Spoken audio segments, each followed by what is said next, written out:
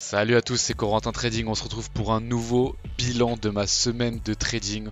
On a encore fini la semaine en positif à plus 3,5%. Ça va aller très vite parce qu'on a pris seulement 3 trades et on a fait 2 TP et 1 BE. Pour ceux qui me suivent sur les différents réseaux sociaux et sur Telegram, vous êtes au courant un petit peu de mes semaines.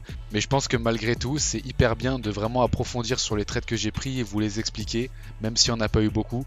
C'est toujours intéressant, notamment pour les gens qui me suivent sur YouTube. Et avant de commencer la vidéo, je suis très fier de vous annoncer que le mentorat va débuter fin février. Je sais que ça fait un moment que je vous en parle. Il y a eu énormément de demandes, que ce soit sur Instagram, TikTok et même sur Telegram. Je vous mets le lien de mon PDF en bas de la description. Le mentorat sera disponible seulement pour 20 personnes. Il y a déjà 73 personnes qui l'ont téléchargé, alors que ça fait même pas 24 heures que j'ai mis le PDF. Si vous voulez être au courant des dernières informations, suivez-moi sur Instagram et TikTok. Et si vous voulez en savoir plus sur le mentorat, en quoi ça va consister, sur quel marché on va trader, ce que je vais pouvoir vous apporter, les calls qu'on va avoir, le tarif, etc. Vous m'envoyez PDF par message privé sur Insta et je vous envoie tout ça. Comme vous allez pouvoir le constater, il aura fallu être vraiment patient cette semaine parce qu'il n'y avait pas d'opportunité lundi, mardi. Il y en avait peut-être une mercredi, vous allez voir, je ne l'ai pas prise. Patience, discipline, c'est pas le nombre de trades que je prends qui sont importants parce que je vise toujours des gros ratios. Mais en un seul trade, je peux faire et finir une très bonne semaine. Comme j'ai pas trade ni lundi ni mardi, on va directement passer à mercredi. Comme d'habitude, je trade sur EURUSD. Je suis sur les propres firmes comme Topstep et Fidias Prop Firm en compte financé. Je commence à trader à partir de 13h30. J'ai besoin de 3 confirmations, une liquidité, une zone de POI et un boss ou un shosh en plus petit time frame. Là, ce trade que j'aurais pu prendre, il est basé sur le daily cycle. Et je ferai une vidéo là-dessus parce que j'ai eu pas mal de questions. Mais donc on a un daily cycle, vous voyez, qui est haussier. Donc ça, c'est la manip de London pour moi. Donc ce que je fais à chaque fois, c'est que je descends en M15 pour essayer de chercher une zone pour longue. Pourquoi j'ai pas pris ce trade? Il y avait une belle zone ici qui était de l'imbalance en M15, mais c'était pas la last. On aurait pu revenir dans cette zone qui était vraiment la last imbalance et qui avait une plus grande chance de réaction. Donc moi ici, j'aurais attendu un boss M3, c'est ce que j'ai fait. Il y a eu un boss, sauf que je sais pas si vous voyez, mais on a break la zone. Normalement, ce qu'on fait, c'est qu'on vient réagir dedans et on part à la hausse. Là, on est venu la casser. Donc pour moi, c'était pas un setup qui était 100% clean, en sachant qu'il y avait à avoir une news. C'est pour ça que vous voyez une grosse mèche ici, qui au final s'est fait rejeter. Donc j'aurais pu peut-être prendre un bon petit ratio. Peut-être que je me serais fait SL derrière, je pense pas, parce qu'il était 20h30, donc je me serais mis BE bien avant, j'aurais pris mes profits. Ensuite, les choses commencent sérieusement à s'accélérer à partir de jeudi. Jeudi, j'ai pris un long. Vous allez voir pourquoi. Jeudi, je vois qu'on a un daily cycle baissier. Ici, c'était ma zone en M15. Sauf qu'ici, j'avais une très belle zone. C'était pas non plus une last imbalance, mais c'était un gros busy en M15 qui pouvait donner une forte réaction, vous allez voir. Vous voyez, moi, les zones d'imbalance, j'adore toujours. C'est pas la dernière, mais c'est une très belle zone qui avait donné un fort mouvement. Donc, on a une chance de réaction juste ici, qui était ma zone de POI. Le problème, comme vous pouvez le constater, c'est qu'on prend pas de liquidité en H1. Moi, je prends toujours en H1 mes liquidités, des fois en H4, mais c'est rare, sur EURUSD. Donc, comme d'habitude, ce que je fais, c'est que je switch de graphique. Moi, je regarde toujours soit sur le DXY sur le dollar, soit sur le GBP/USD, qui sont corrélés à 75% à peu près, 70%. Donc, je vois que le jeudi, on a pris à 11h un daily high ici, sur le dollar. Et ensuite, je vois que juste avant, à 13h, on a pris un daily low sur le GBP/USD. Et qu'en plus, on est en train de réagir dans une grosse imbalance en H1. Donc, en sachant que les paires sont corrélées, on a encore une plus grande chance de réagir à la hausse, ou du moins de corriger, même si on est sur une belle tendance baissière dans cette journée.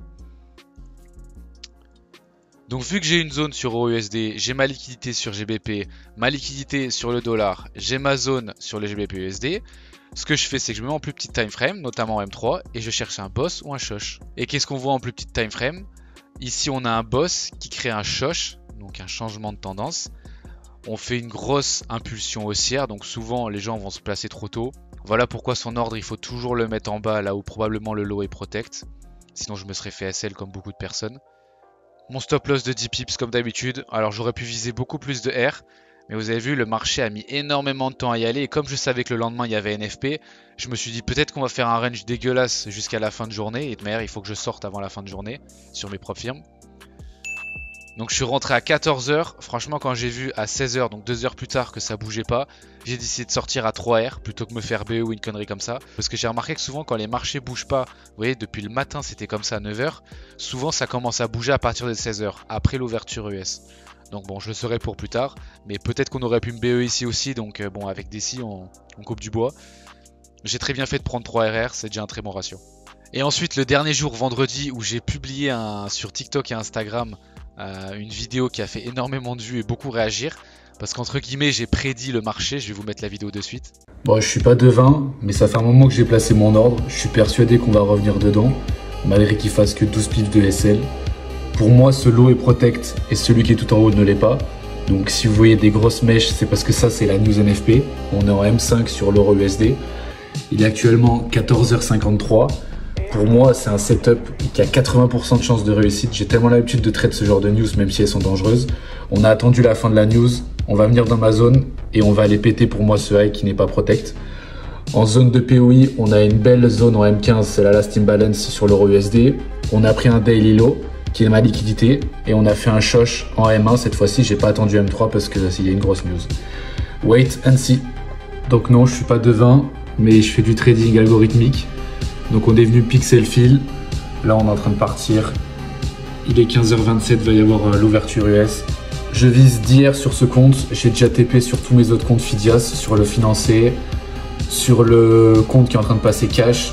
Et il y en a d'autres qui sont en train de tourner également, où je vise des plus grosses targets. Là par exemple celui-là on a 3685, la zone est beaucoup plus haute. Ça continue de monter, ça continue de tourner. Let's go! Bah, du coup comme vous avez vu dans la vidéo, je vous explique un petit peu le trade. Donc là, je me suis mis en M1 pour que vous voyez un peu mieux. Le shosh, il était juste ici, en M1. Évidemment, il va y avoir beaucoup de mouvements. Comme vous voyez, on a fait une grosse mèche de rejet juste ici. C'est une news NFP, ça bouge énormément. On va faire beaucoup d'inducement. Sauf que moi, j'étais pratiquement sûr qu'on allait revenir dans ma zone. Comme d'habitude, les algorithmes reviennent toujours là où les ordres sont placés pour enfin continuer la tendance sur laquelle ils veulent aller. Le trade se passait très bien, on s'est fait pixel fill, tout se passait comme prévu. Et Trump a décidé de taxer la Chine. Donc, grosse réaction du marché. Pour moi, clairement, s'il n'y avait pas eu ce discours, on aurait vraiment été un peu plus haut. Enfin, du moins, on n'aurait pas fait une grosse bougie comme ça.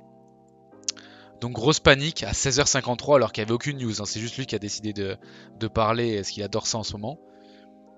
Il fait dump tout le marché. Heureusement, je me suis mis BE et j'ai pu TP comme j'expliquais sur mes différents comptes et prendre quelques partials. Mais j'étais pas complètement fermé à l'idée qu'il allait avoir une autre opportunité derrière. Parce que comme d'habitude, même s'il y a des gros mouvements, il y a toujours une petite correction à aller chercher. Je me suis mis en M1. On a fait un boss ici qui a créé un shosh. Comme d'habitude, même si ça part énormément à la hausse, il faut toujours se placer en bas. Très souvent, on va revenir me chercher. Là, ce qu'on fait, on revient me chercher. Je me mets pas BE parce qu'on n'avait pas assez pour moi pump. C'était possible qu'on revienne dans la zone pour vraiment repartir. On est vraiment parti au bout d'un moment donné. On a fait 2 mèches de rejet et derrière on est venu me BE. Donc j'ai pas pris de profit sur ce trade parce que pour moi on allait revenir un peu plus haut. J'avais mis 6,67. Je sais plus pourquoi, je crois que c'était pour que j'atteigne une target sur un compte cash pour être financé ou une connerie comme ça. Mais j'aurais pu viser au moins 5. Enfin, clairement, je m'attendais quand même à une belle petite correction, sachant que dans la tendance, on voulait vraiment repartir à la hausse. Et au final, derrière, on a continué de dump, on a fait pas mal de mèches, etc. Enfin là, les algos, pour moi, étaient complètement out. Vous avez vu comment le marché, il part dans tous les sens, ça servait à rien de trade après ça.